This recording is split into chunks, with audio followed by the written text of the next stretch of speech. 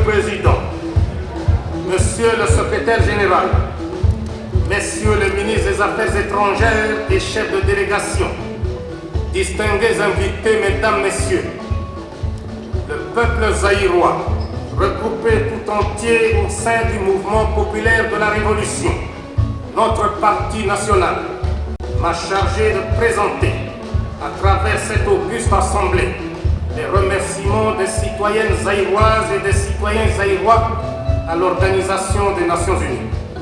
Si une infime minorité des pays membres de cette organisation avait refusé de participer à l'opération Bongo à l'époque, la grande majorité a cependant mis spontanément des troupes à sa disposition pour cette opération, ce qui a permis de maintenir la paix, l'unité et l'intégrité du territoire national.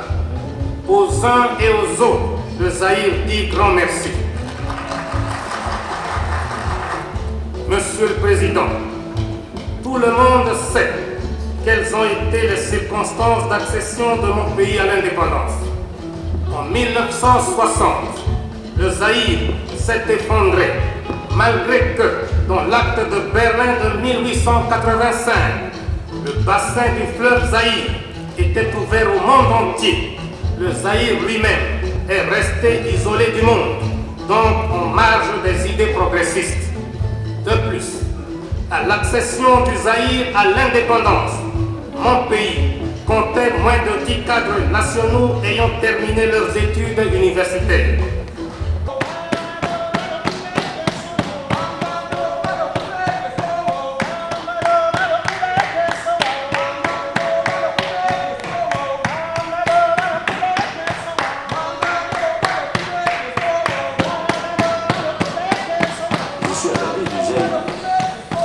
J'ai l'occasion de le montrer, et je suis un ami personnel du président fondateur.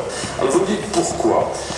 D'abord, je vous dirai très franchement, par amitié pour le président fondateur, Mobutu Sese Seko, que j'ai vu à Paris il y a quelques semaines, et qui m'a invité à venir le voir, et aussi parce que nous sommes des citoyens français, mais nous sommes des citoyens du monde. Beaucoup des problèmes actuels sont des problèmes mondiaux, et il faut connaître les problèmes mondiaux sur place. France, oyez! Giscard, oyez! Zaïre, oyez! Amitié France-Zaïre, oyez! Je vous remercie.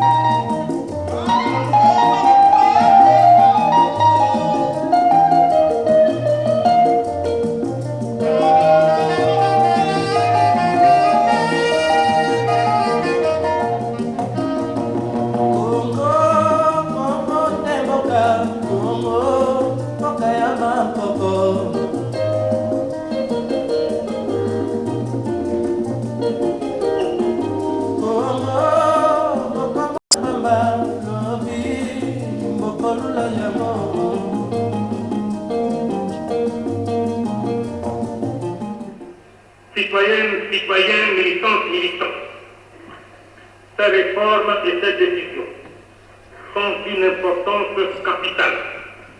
Elles marquent un tournant décisif pour l'histoire de notre révolution et de notre développement économique et social. Elles doivent être bien comprises et ne prêter à aucune confusion. La démocratisation de notre système politique et la décentralisation de notre économie et de notre administration ne signifie pas que l'on peut se permettre de tout faire, que ces réformes ouvrent la voie à l'anarchie. Je veillerai personnellement à ce que règne une discipline révolutionnaire dans l'application de toutes ces réformes. Près que je vous dise, en ce qui me concerne, un chef qui ne reconnaît pas les faiblesses de son action et surtout qui ne fait aucun effort pour y remédier. C'est un chef soit antidémocratique, soit sclérosé, soit despotique.